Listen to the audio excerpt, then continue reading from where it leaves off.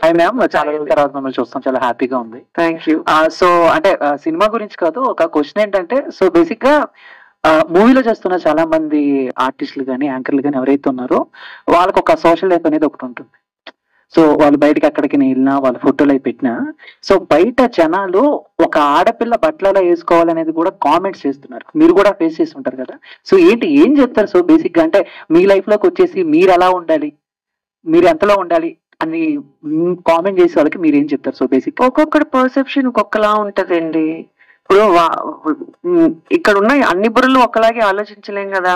వాడేదో అలా ఆలోచించుకున్నాడు, వాడు అలా రాసుకుంటున్నాడు, అది వాడి పర్సెప్షన్. అది మనం ఎంతవరకు తీసుకోవాలన్నది మన మైండ్కి ఉండాలి. డెఫినెట్ గా ఒకసారి చదువుకుంటే ఫస్ట్ ఒకసారి ఎప్పుడో చెప్పే ఇలాగే ఇదివరకు కామెంట్ చూస్తే మేమిద్దరము రియాక్ట్ అయ్యి దానికి కామెంట్ చేసి ఇట్లా చేసేవాళ్ళం. తర్వాత చూసి నవ్వుకోవడం స్టార్ట్ చేసాం. సో అసలు దాని తర్వాత మాట్లాడుకోవడం మానేసాం.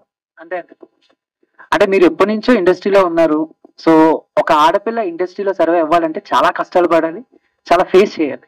సో అలాంటిది మీ అమ్మని హీరోయిన్ గా చేయటం ఎంతవరకు అది రిస్క్ అనుకోవాలా, లేకపోతే మీకు ఆల్రెడీ సర్కిల్ ఉంది కాబట్టి ఒక వే అనేది? అంటే ఫస్ట్ ఆఫ్ ఆల్ బేసిక్ గా మీరు అన్నట్టు ఆడపిల్ల సర్వైవ్ అవ్వాలంటే కష్టపడాలి అన్నారు కదా. భగవంతుడి దయ వల్ల నేను ఏ రోజు టీవీ ఇండస్ట్రీలో కానీ సినిమా ఇండస్ట్రీలో కష్టపడలేదండి. బికాస్ ఐ కేమ్ అంటే ఐ మీన్ కొన్ని ప్రాబ్లమ్స్. అదే చెప్తున్నా. టీవీలో ఉన్నప్పుడు మా ఆయన డైరెక్టర్ కాబట్టి నేను చేసే ప్రోగ్రామ్స్ కి I was queen there.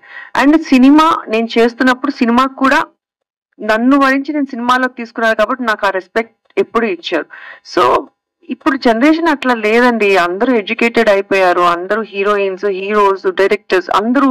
So ఎవరిని తక్కువగా ఎవరు చూడట్లేదు, అందరికీ ఆ రెస్పెక్ట్ ఇచ్చే చూస్తున్నారని నేను అనుకుంటున్నా. ఒకప్పుడు ఫీల్డ్ వేరేమో నాకు తెలియదు, కానీ ఇప్పుడైతే అట్లా లేదు. అమర్దీప్ గారు